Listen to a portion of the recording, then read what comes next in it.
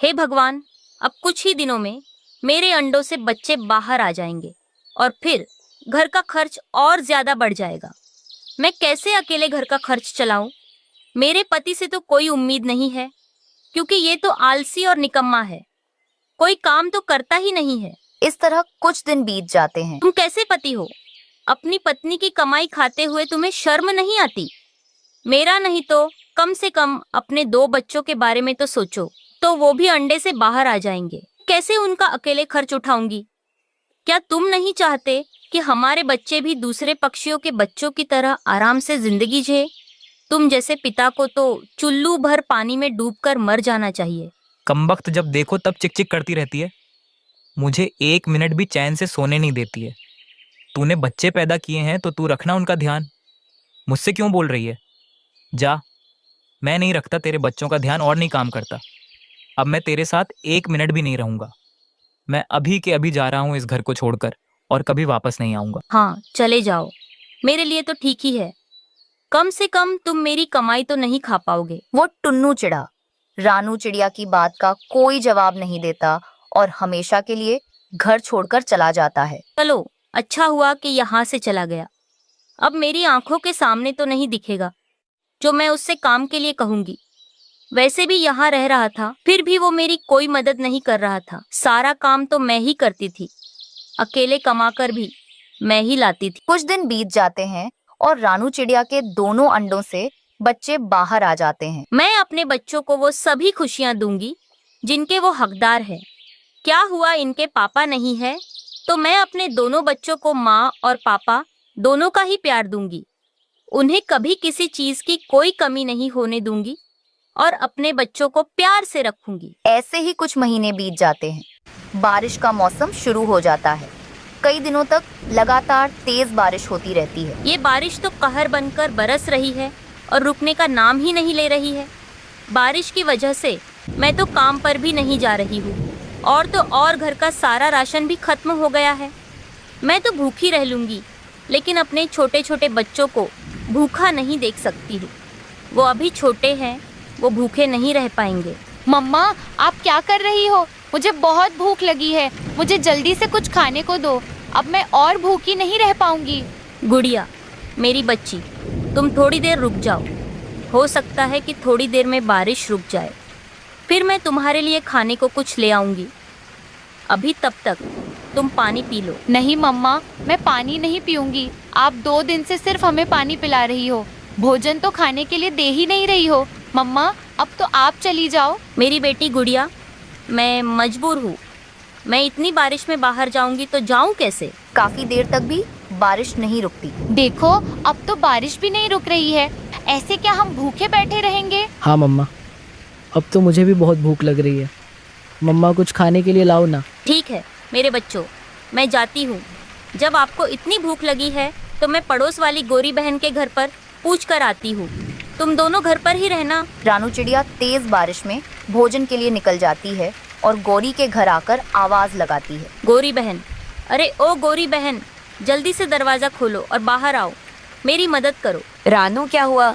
इतनी तेज बारिश में तुम मेरे घर क्यों आई हो? क्या बात है? गोरी बहन, मैं आपको क्या बताऊं, बारिश बहुत तेज हो रही है, जिस वजह से मैं काम पर भी नहीं जा रही हूँ। घर का राशन भी खत्म हो गया है, मेरे बच्चे भूख से तड़प रहे हैं। अगर आपके घर पर थोड़ा अनाज हो तो आप मुझे दे दो, ताकि मैं अपने बच्चों को खिला सकूं। देखो रानू, इतनी तेज बारिश में मैं तुम्हारी कोई मदद नहीं कर सकती, इसलिए तुम यहाँ से चली जाओ, किसी और से जाकर अनाज मांग लो। रानू चिड़िया निराश होकर अपनी सहेली लूसी कबूतरी के घर के बाहर आती है। लूसी, लूसी मेरी सहेली, दरवाजा खोल, मैं हूँ रानू। रानू, क्या हुआ? लूसी मेरी सहेली, मेरे बच्चे 2 दिनों से भूखे हैं, उन्होंने कुछ नहीं खाया है। मेरे घर का सारा राशन खत्म हो गया है। अगर तुम्हारे पास थोड़ा अनाज हो तो मेरे बच्चों के लिए दे दो, ताकि मैं उनका पेट भर सकूं। रानू, जब तेरे बच्चे 2 दिनों से भूखे हैं तो तू पहले मेरे घर पर अनाज मांगने क्यों नहीं आई थी? इतने दिनों से उन्हें भूखा क्यों रख के बैठी थी? मैं अभी तुझे अनाज देती हूँ, तुरंत ले जाकर उन्हें खिला देना। लूसी अपने घर से एक बोरी अनाज लाकर रानू को दे देती है। रानू, ये एक बोरी अनाज ले जा, इससे अपने बच्चों को खिलाती रहना और तू भी खा लेना। ये अनाज कुछ दिनों तक चल जाएगा, जब तक बारिश ना रुके इससे अपना गुजारा करती रहना। बहुत बहुत धन्यवाद लूसी बहन, आज तुमने पक्की सहेली होने का फर्ज अदा किया है।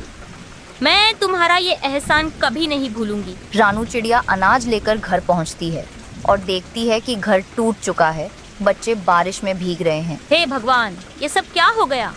अब मैं अपने बच्चों को लेकर इस तेज बारिश में कहाँ जाऊंगी? मेरे पास तो दूसरा कोई घर भी नहीं है। मैं क्या करूं अब? रानू चिड़िया अपने दोनों बच्चों को लेकर बारिश में उड़ रही थी, तभी उसे एक खोखला पेड़ नजर आता है। वो जल्दी से अंदर आ जाती है। मम्मा, क्या हम अब यहीं रहेंगे? नहीं गुड़िया बेटी, यहाँ रहना खतरे से खाली नहीं है। ऐसे पेड़ के खोखरों में जीव जंतु रहते हैं। अभी जो भी जीव यहाँ पर रहता होगा बारिश के वजह से वापस नहीं आ पाया होगा। हमें जल्दी से सुबह होते ही यहाँ से जाना होगा। मम्मा, अब तो आप हमें कुछ खाने के लिए दे दो। हे भगवान, सुबह होते ही मुझे कुछ न कुछ करना होगा। सुबह हो जाती है और बारिश रुक जाती है। रानू चिड़िया जल्दी से कबूतर के पास जाती है। कबूतर भैया, मुझे एक टेंट चाहिए। मेरा घर कल बारिश में टूट गया। चिड़िया बहन, मेरे पास सब टेंट बहुत ज़्यादा मजबूत है, मैं 150 दाने में दे रहा हूँ। क्या 150 दाने? लेकिन मेरे पास सिर्फ 50 दाने हैं।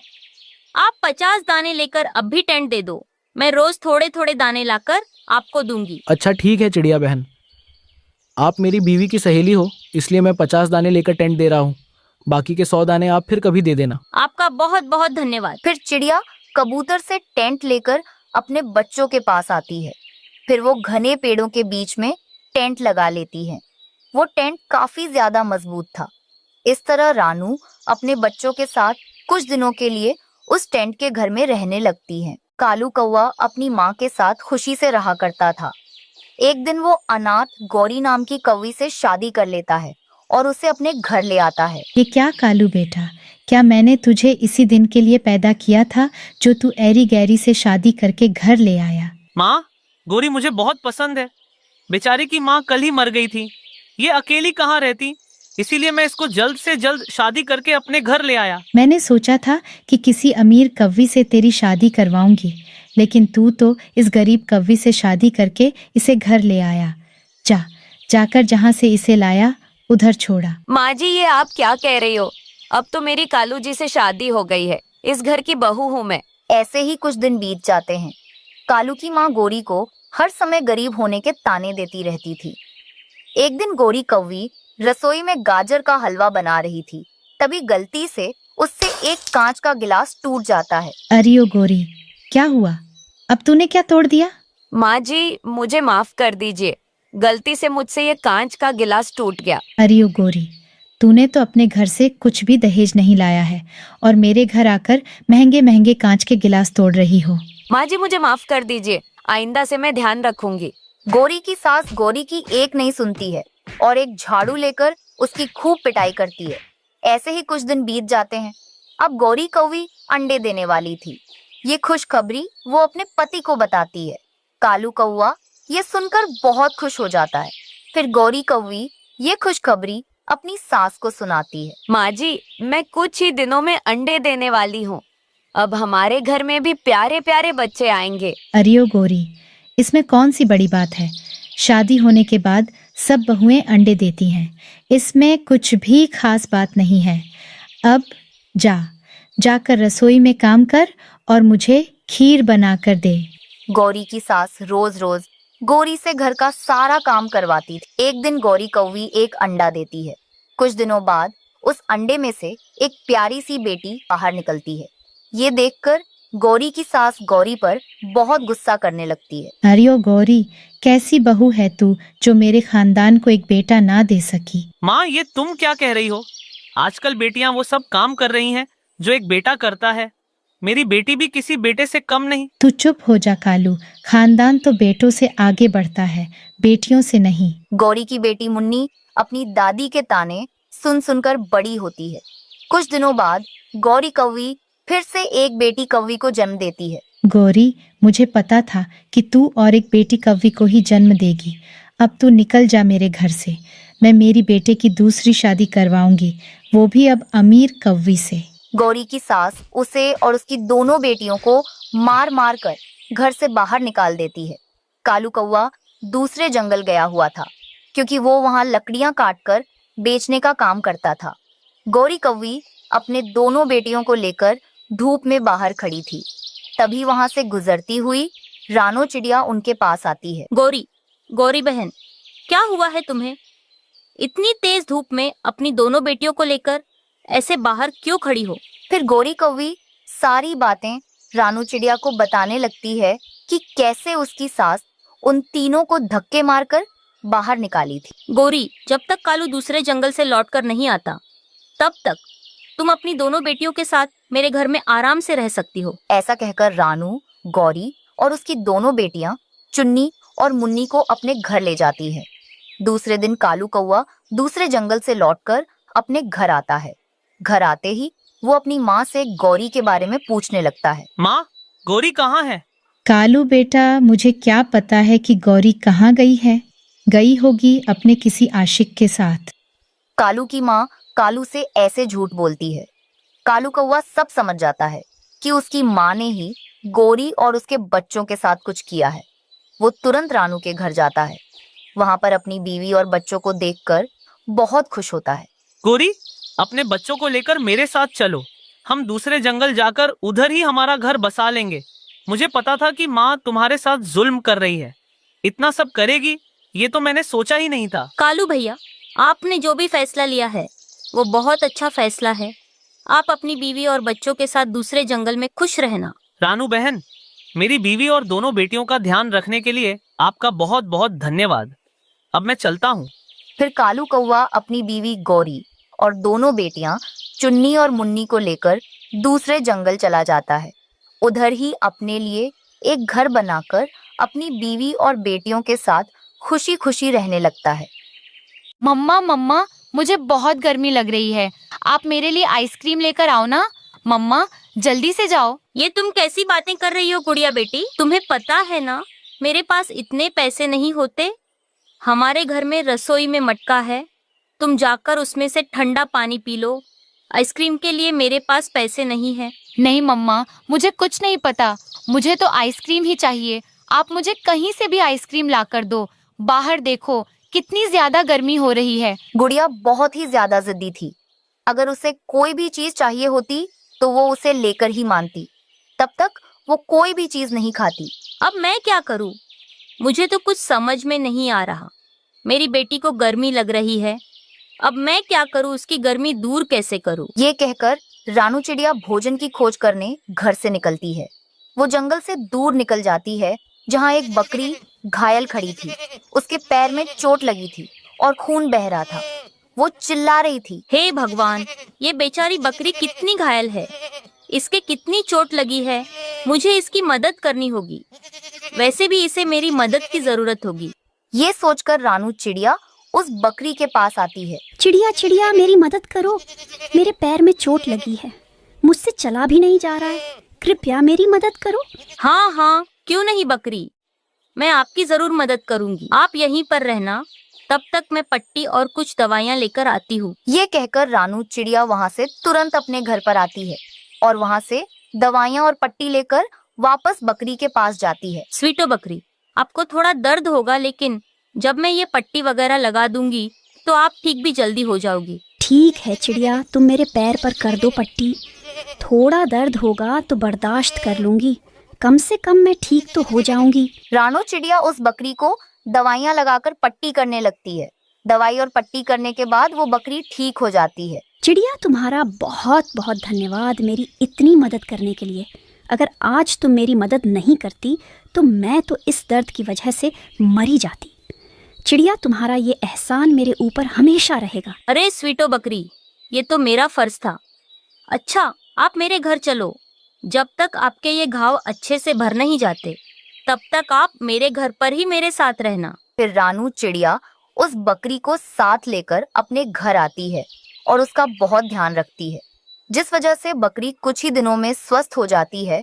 जंगल में बहुत गर्मी हो रही थी, जिस वजह से जंगल के कौवे गौरी और कालू ने जंगल के बीच में एक छोटा सा स्विमिंग पूल बनवाया था। अरे वाह, ये स्विमिंग पूल तो बड़ा अच्छा है, लेकिन यहाँ पर तो कोई भी नहीं है और अकेले नहाने में मजा नहीं आएगा। मैं ऐसा करती हूँ, कल सुबह जल्दी यहाँ नहाने के लिए आऊंगी, तब बहुत मजा आएगा। ये कहकर गुड़िया जंगल में घूमकर अपने घर चली जाती है और शाम को भोजन खाकर सो जाती है। फिर अगले दिन वो स्विमिंग पूल के पास आती है जहाँ जग्गू नहा रहा था। जग्गू दोस्त, क्या मैं भी तुम्हारे स्विमिंग पूल में नहा लूं? बाहर गर्मी हो रही है। हाँ गुड़िया दोस्त, क्यों नहीं, तुम आ जाओ स्विमिंग पूल में।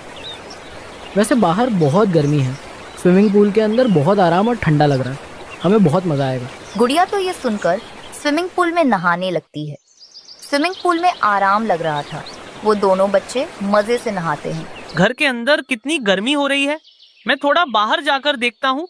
बाहर तो ठंडी हवाएं चल रही होंगी, तो इतनी गर्मी नहीं लगेगी। ये कहकर कालू घर से बाहर जाकर बैठ जाता है।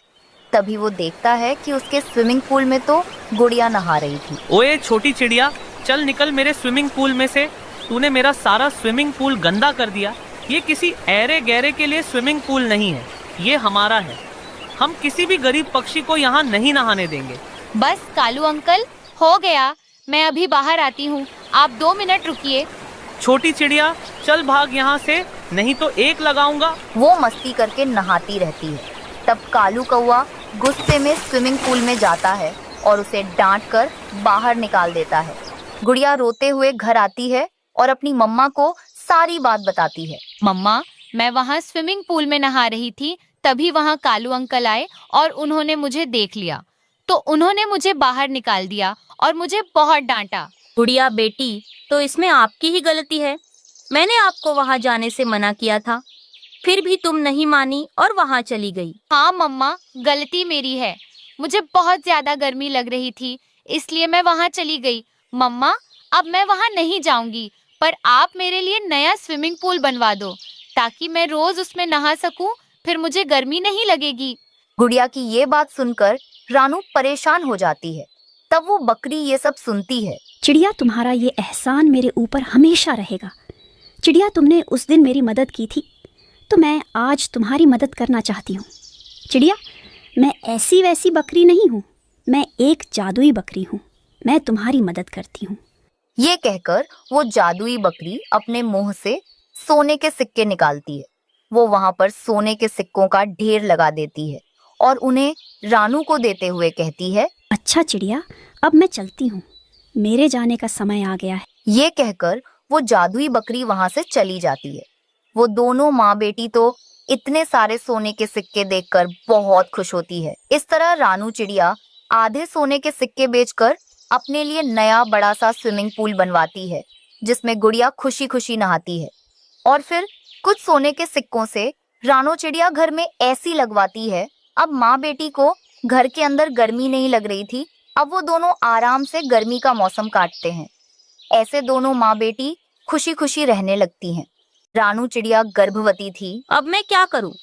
सब पक्षी अपने अपने घर बनाने में लगे हुए हैं, लेकिन मैं अपना घर कैसे बनाऊं? मुझसे तो उड़ा भी नहीं जाता है और ना ही अपने लिए भोजन लेने जाया जाता है। ऊपर वाले, आप ही मेरी मदद करो। ऐसे धीरे धीरे कुछ समय बीत जाता है और रानू चिड़िया 3 अंडे देती है। बारिश का मौसम तो बहुत करीब आ गया है और मैंने तो 3-3 अंडे दिए हैं। मैं कैसे अपने अंडों को सुरक्षित रख पाऊंगी? ऐसे ही कुछ समय बीत जाता है। रानू के अंडों से 3 बच्चे निकलते हैं। रानू के बच्चे बहुत प्यारे थे। उसकी 2 बेटियां थी और 1 बेटा। रानू तो ये देखकर बहुत खुश थी। अचानक से आसमान पर काले बादल छा जाते हैं, बिजली कड़कने लगती है और तेज हवाएं चलने लगती हैं। हे ऊपर वाले, ये कैसी कठिन परीक्षा है। मेरे बच्चों के साथ आज ऐसा मत करो। वो अभी अभी तो अंडे से बाहर आए हैं। अगर बारिश शुरू हो गई तो मेरा तो ये टूटा फूटा छोटा सा घोंसला बारिश के पानी से भर जाएगा। तभी एक तेज हवा का झोंका आता है और चिड़िया के 3 बच्चे और चिड़िया घोंसले सहित नीचे गिर जाती है। अरे ये क्या हो गया? हमारा तो घोंसला भी टूट के नीचे गिर गया। मेरे बच्चों, तुम्हें कुछ हुआ तो नहीं? अब मैं यहाँ नहीं रहूंगी। हमें यहाँ से कहीं सुरक्षित जगह पर जाना होगा। रानू चिड़िया के बच्चे अभी छोटे थे, वो उड़ना भी नहीं जानते थे। तभी बारिश शुरू हो जाती है और फिर रानू चिड़िया किसी तरह अपने बच्चों को अपने ऊपर बिठाकर वहां से उड़ती है। बारिश में उड़ना बहुत मुश्किल था। जब वो उड़ते हुए आती है तो उसे पुराना चील का घर दिखाई देता है। वो अपने बच्चों को लेकर घर के अंदर आ जाती है। मेरे बच्चों, तुम तीनों यहाँ थोड़ा आराम कर लो। कम से कम यहाँ हम इस बारिश से तो बच ही सकते हैं। दूसरी तरफ कौवों का घर भी बारिश में टूट गया था। गौरी, तेज हवा की वजह से हमारा घर टूट गया है। अब हम क्या करेंगे, कहाँ जाएंगे? कालू जी, वो चील का घर है ना, हम वहीं रहेंगे। अगर कोई पक्षी पहले से वहाँ रहने आ गया है तो हम दोनों उसे डरा धमका कर वहाँ से भगा देंगे। रानू अपने बच्चों के साथ बैठी थी कि तभी वहाँ दुष्ट कौवे उस घर में आ जाते हैं। ये दुष्ट कौवे यहाँ कैसे आए? छोटी चिड़िया, कौन हो तुम और हमारे घर में आने की तुम्हारी हिम्मत भी कैसे हुई? देखो, इसके छोटे छोटे 3 बच्चे हैं। आज तो हमारी दावत होगी, क्योंकि चिड़िया के छोटे बच्चों का शिकार तो हम भी कर लेते हैं। हाँ कालू जी, आप ठीक कह रहे हो। ये तो मैंने सोचा ही नहीं कि चिड़िया के बच्चों का शिकार तो हम भी कर लेते हैं। उन दोनों की ये बातें सुनकर रानू चिड़िया बहुत ज्यादा घबरा जाती है। रानू चिड़िया जानती थी कि अगर वो उन कौवों के लिए भोजन नहीं लाएगी तो वो उसके साथ कुछ भी कर सकते हैं। नहीं गौरी, कालू ऐसा मत करना। मेरे बच्चे अभी छोटे हैं, वो आज ही अंडे से निकले हैं। मैं आपके आगे हाथ जोड़ती हूँ, आपसे विनती करती हूँ, मेरे बच्चों को मत खाना। वैसे भी ये चील का पुराना घर है, इसलिए मैं यहाँ रहने आई थी। जाओ कालू जी, तुम मसाले लेकर आओ। हम इन बच्चों को भूनकर मजे से मसाला डालकर खाएंगे। नहीं नहीं कौवी बहन, कालू भैया, आप ऐसा मत करना। आप जो कहोगे मैं वो करूँगी, लेकिन आप मेरे बच्चों को मत मारना। अगर तू सच में अपने बच्चों को बचाना चाहती है तो हम बहुत भूखे हैं। जाकर हमारे लिए भोजन लेकर आ। अगर तू नहीं जाएगी तो फिर हम तो इन्हें ही खा जाएंगे। हाँ हाँ ठीक है गौरी बहन। कालू भैया, मैं आप दोनों के लिए भोजन लेने जा रही हूँ, लेकिन हाँ, जब तक मैं भोजन लेकर वापस ना आ जाऊँ तुम मेरे बच्चों को कुछ मत करना और उन्हें पंख भी ना लगाना, उनसे दूर रहना। हाँ हाँ ठीक है, चिड़िया जा लेकर आ हमारे लिए भोजन। लेकिन हाँ, अभी सुन ले, अगर तुझे भोजन लाने में थोड़ी भी देर हो गई तो तुरंत हम तेरे बच्चों को खा जाएंगे। वो चिड़िया फिर घर से निकल जाती है, लेकिन वो भोजन लेने नहीं जाती। वो सीधे चील की गुफा में जाती है। चील दी मेरी मदद करो। मैं आपसे आज मदद मांगने आई हूँ। मैं बारिश के वजह से आपके पुराने घर में रहने आई थी अपने तीनों बच्चों के साथ। हमारे जंगल के दुष्ट कौवे मुझे डराकर उस घर में रहना चाहते हैं। वो दुष्ट कौवे मेरे बच्चों के पास बैठे हैं और उन्हें खाना चाहते हैं। उन्होंने मुझे अपने लिए भोजन लेने भेजा है। अगर मैं उनके लिए भोजन लेकर नहीं गई तो वो मेरे तीनों बच्चों को मार देंगे। चिड़िया, तुम चिंता मत करो। ऐसे बुरे पक्षी जंगल में ज्यादा देर तक नहीं रह पाते। तुम चलो, मैं तुम्हारी मदद करती हूँ और तुम्हारे बच्चों को बचाती हूँ। फिर चिड़िया चील को लेकर कौवों की तरफ आती है। कौवे तो घर में बैठे रानू का बेसब्री से इंतजार कर रहे थे। रानू के तीनों बच्चे तो डरे हुए बैठे थे कि तभी रानू वहाँ चील को लेकर आ जाती है। कालू और गौरी चील को देखकर डर जाते हैं। चच चील दी, आप यहाँ? कौवो, ये क्या तुम्हारा घर है जो तुम यहाँ आकर चिड़िया को डरा रहे हो? हाँ, ये हमारा घर है। अच्छा, अभी याद दिलाती हूँ, ये किसका घर है? तब चील उन पर हमला कर देती है, जिसमें वो दोनों बहुत घायल हो जाते हैं और वहाँ से चुपचाप भाग जाते हैं। चील दी, आपका बहुत बहुत धन्यवाद जो आपने मेरी मदद की और आकर मेरे बच्चों को बचा लिया। अगर आज आप ना आती तो ये कौवे मेरे बच्चों को मार देते। चिड़िया, इसमें धन्यवाद की क्या बात है? ये मेरा घर है। आज से ये घर तुम्हारा हुआ। तुम अपने बच्चों के साथ यहाँ आराम से रह सकती हो। तुम्हारे बच्चे भी सुरक्षित रहेंगे और अगर फिर से तुम्हें कोई परेशान करे तो मुझे बता देना। फिर वो चील वहाँ से चली जाती है। गौरी, ये सब तुम्हारे वजह से हुआ है। अगर हम चिड़िया से विनती करते तो वो हम दोनों को उस घर में रहने देती। डराने धमकाने के चक्कर में चिड़िया जाकर चील को बुलाकर ले आई। अब देखो, हम दोनों बारिश में भीग रहे हैं उस चील से मार खाकर। ऐसे कौवे बारिश में भीग रहे थे। रानू चिड़िया उस घर में अपने तीनों बच्चों के साथ खुशी खुशी रहने लगी। एक दिन नदी के पास रानू चिड़िया को कुछ मूंगफली के बीज मिलते हैं। ये क्या? ये किसके बीज है? लगता है कोई मीठे फल के बीज है। चलो मैं इसको अपने घर के पास मिट्टी में बो देती हूँ। जब जंगल में भोजन खत्म हो जाएगा तब मुझे इस बीजों से मीठे मीठे फल मिलेंगे। रानू इस बात से अनजान थी कि वो मूंगफली के बीज है। चिड़िया उन बीजों को अपने घर के पास मिट्टी में बो देती है और रोज पानी देने लगती है। ऐसे ही कुछ दिनों बाद उस जंगल में भोजन मिलना मुश्किल हो जाता है। सारे जंगल के पक्षी अपने लिए दूर जाकर भोजन लाते हैं। गौरी, क्या तुम जानती हो अब जंगल में भोजन मिलना मुश्किल हो चुका है? अब हम दोनों क्या खाएंगे? कालू जी, मैंने कुछ दिनों पहले एक अमरूद के पेड़ को देखा था। उस पर कुछ अमरूद लगे हुए थे। उस दिन अमरूद काफी कच्चे थे। चलो हम उस अमरूद के पेड़ के पास जाकर अमरूद खाते हैं और उस पेड़ पर ही हमारे लिए घोंसला भी बना लेते हैं, क्योंकि हमारा घोंसला देखकर बाकी पक्षी उन अमरूदों को खाने की हिम्मत नहीं करेंगे। फिर वे दोनों पति पत्नी उस अमरूद के पेड़ को ढूंढते हुए वहां आ जाते हैं। अरे वाह गौरी, जंगल में किसी को भी भोजन नहीं मिल रहा है और हमें ये अमरूद का पेड़ मिल गया है। चलो हम गर्मी के मौसम में आराम से अमरूद खा सकते हैं। कालू जी, अब आप बातें ही करते रहोगे या घोंसला भी बनाओगे? गौरी, अभी मैं जाकर कुछ सूखे तिनके ले आता हूँ। फिर वो दोनों पति पत्नी अमरूद के पेड़ के ऊपर घोंसला बना के आराम से रहने लगते हैं। माँ, भूख लग रही है। माँ, कुछ खाने के लिए है तो दो ना। बच्चों, जंगल में भोजन मिलना बहुत मुश्किल हो गया है। चलो हम तीनों भोजन की खोज पर चलते हैं। मम्मा चिड़िया अपने दोनों बच्चों को लेकर भोजन की खोज कर रही थी। तभी उसे अमरूद का पेड़ नजर आता है। माँ, ये देखिए, ये पेड़ पर तो अमरूद लगे हुए हैं। अरे ओ छोटी चिड़िया, कान खोलकर सुन ले। इस पेड़ के सारे अमरूद मेरे हैं। तुम अपने बच्चों को ले जाकर कहीं और भोजन ढूंढ लेना। गौरी बहन, तुम्हें तो पता है जंगल में भोजन मिलना कितना मुश्किल हो चुका है। मेरे बच्चे 2 दिनों से भूखे हैं। इन्हें अमरूद खा लेने दो। चलो भागो यहाँ से। ये पेड़ मैंने पहले देखा है। अब ये पेड़ के सारे अमरूद मेरे हुए। अगर कालू यहाँ आ गया तो तुम सबको चोंच से मार के भगा देगा।